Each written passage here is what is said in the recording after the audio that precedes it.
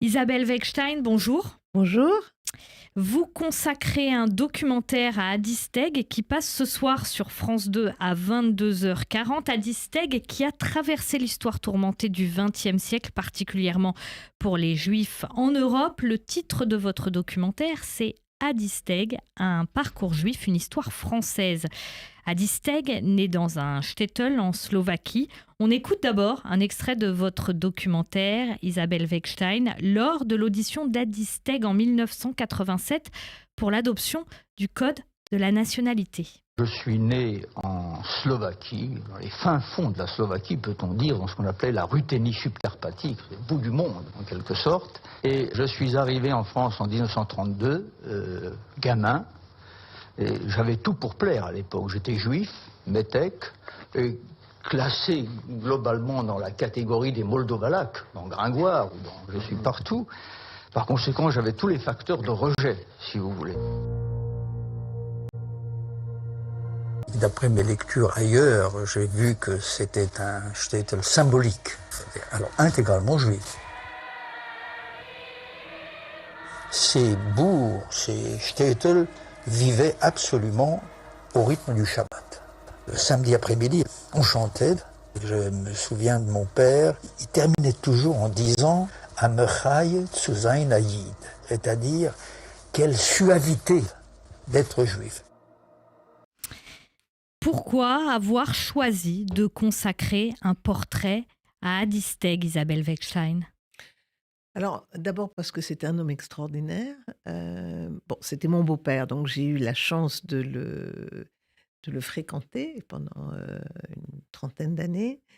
Et aussi parce qu'il avait accompli un travail admirable, aussi bien au sein de la communauté juive qu'au sein de la communauté médicale, qu'il avait un parcours assez exemplaire, un parcours d'intégration notamment, un amour de la France, un amour du judaïsme. Et il se trouve que je l'ai filmé en 2011 avec David Teboul. Pendant un an, j'ai filmé Adi Steg et sa femme, Gilberte. À l'époque, c'était pour garder des archives familiales, il n'y avait pas encore ce projet de film. Et quand il est décédé en 2021, la Fondation pour la mémoire de la Shoah, le CRIF et l'Alliance israélite universelle, dont il a été le président pendant assez longtemps, m'ont demandé si je pouvais faire un documentaire, sans savoir d'ailleurs que je l'avais filmé pendant près d'un an en 2011. Il se trouve par ailleurs que nous avions des archives familiales très importante, intéressante, et que Spielberg avait aussi filmé, Steven Spielberg, à la fois Adi et Gilberte, assez longtemps. Donc on avait cette source également très intéressante. Ce matériel très intéressant, effectivement. Le parcours d'Adi Steg, au début de votre documentaire, est raconté par Jacques Chirac, et c'est très touchant, parce que quand il parle d'Adi Steg, il parle à la fois de l'amour de la France et de l'amour d'Israël. C'est pas commun. Aujourd'hui, on aurait du mal à imaginer un président qui dirait ça. Les deux ensemble, chez Adi Steg, amour de la France et amour d'Israël. Pourquoi et comment ça se manifeste chez lui ? D'ailleurs, le président de la République, Jacques Chirac, dit l'amour de la France, l'amour d'Israël, le souci d'Israël. C'est dans la même phrase pour caractériser l'attachement d'Adi aussi bien à son identité française que juive et son amour du peuple d'Israël. Alors, je pense que ce qui caractérise en tout cas ce parcours d'Adi Steg, c'est à la fois celui d'un jeune garçon qui arrive à 6 ans en France, qui ne parle pas un mot de français et qui arrive à devenir un élève d'excellence. Et c'est ce parcours au travers de la guerre, manquant d'être arrêté lors de la rafle du Veldiv, de peu, qui s'engage dans la résistance et qui, après la guerre, ne nourrit aucun ressentiment à l'égard de la France. Ne nourrit aucun ressentiment, parce que c'est très touchant aussi dans votre documentaire.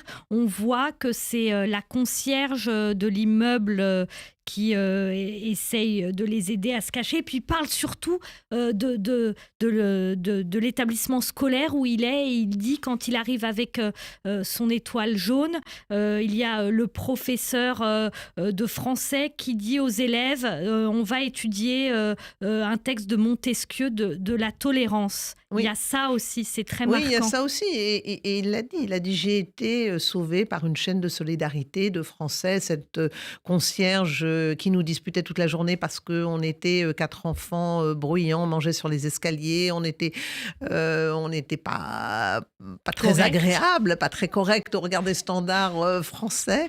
C'est elle qui n'a pas hésité une seconde à nous donner la clé, de l'appartement du dessus, alors que le voisin qui était un homme, très gentil qui nous proposait des bonbons, tous les jours et celui qui a dit aux policiers français qu'elle allait nous chercher, mais insisté, je les ai entendus cette nuit. Et puis l'école, oui, l'école, républicaine, au sein de laquelle il a, réussi, à s'élever et au sein de laquelle il a eu un accueil. Il raconte effectivement cette scène où il arrive avec l'étoile jaune, c'est la consternation, tout le monde, est abasourdi et dans un silence absolu, le professeur de français, monsieur Bignon, demande, aux élèves d'ouvrir leurs livres et d'étudier ce chapitre, de la tolérance. Et pour revenir à ce que vous nous disiez par rapport à l'attachement à Israël et le fait que le président de la République, Jacques Chirac, l'ait souligné, c'est aussi une autre époque, mais c'est intéressant de voir que dans son discours, Jacques Chirac avait effectivement, bien perçu chez Adi Steg, cette, revendication. Il était, heu, profondément attaché à son judaïsme et à la transmission du judaïsme et à l'État juif, ce qui ne l'empêchait pas, d'être également, férocement, attaché à son identité française. Les deux, donc, en même temps. Alors, son parcours est marqué par le déracinement de son shtetl, la peur sur place des pogroms, et puis on en a parlé, hein, l'arrivée en France, une scolarité brillante, et puis la guerre, et puis la résistance, et puis se cacher. Qu'est-ce qui explique le mieux l'engagement d'Adi Steg dans ce qu'on pourrait qualifié de tikkun olam, réparation du monde, comme chirurgien, mais aussi avec divers postes dans la communauté juive. On ne les rappelle pas tous parce qu'il y en a énormément. Président du CRIF de 1970 à 1974 ou encore président de l'Alliance israélite universelle de 1985 à 2011. Alors, Serge Klarsfeld, que j'ai filmé, aussi dit de lui: «C'était un militant perpétuel» et je crois que ça le définit assez bien. Il s'est occupé, des étudiants, juifs, qu'il a fait sortir, du RSS, mais il a beaucoup animé, les, relations, judéo-chrétiennes, par exemple. Il s'est également, beaucoup intéressé, aux relations entre les juifs et les musulmans, puisqu'il était assez proche du roi du Maroc et je crois qu'il a eu un véritable impact sur, la manière dont le roi du Maroc, appréhendait, notamment le judaïsme et les juifs, pas seulement au Maroc, mais, dans le monde. Je crois que c'était un grand humaniste, quelqu'un de très cultivé, hem et que, sa vie a été consacrée effectivement à transmettre. La transmission du judaïsme et l'éducation du judaïsme était très importante pour lui, mais pas exclusivement et je pense que son rôle, dans la communauté médicale finalement, puisqu'il a été celui qui a créé, la spéci les urgences comme, spécialité. Il a fait plusieurs rapports, pour les urgences, au sein du Conseil économique et social et son rôle dans la communauté juive quelque part, se rejoignent. C'est une forme, d'engagement, humaniste, extrême. Forme d'engagement humaniste extrême.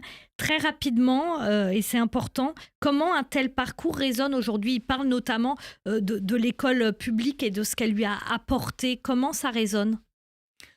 Alors, je pense que le film résonne avec les événements d'aujourd'hui à plusieurs titres. D'abord avec, ce qui se passe, malheureusement en Israël, et ces pogroms du 7 octobre où, cette fragilité du peuple juif, cette fragilité d'Israël était quelque chose que, je pense, Adi Steg avait sans arrêt à l'esprit et nous rappelait constamment. Ça résonne également, je pense, le film, parce qu'il y a toute une partie sur son audition au sein de la commission pour l'adoption du Code de la nationalité en 87, où il explique qu'il peut avoir une double fidélité au peuple français, au peuple juif, et ce n'est pas parce qu'il a une fidélité au peuple juif qu'il n'en est pas moins français.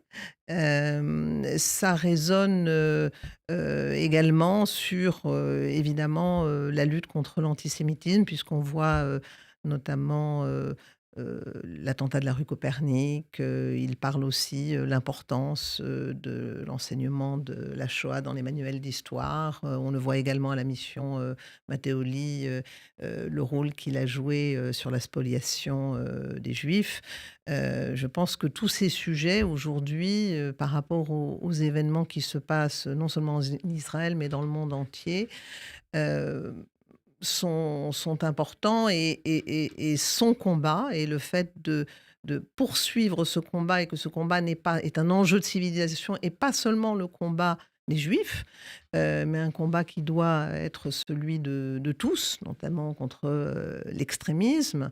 Eh bien, c'est une mémoire qui est extrêmement vivante et dont il est important de se souvenir.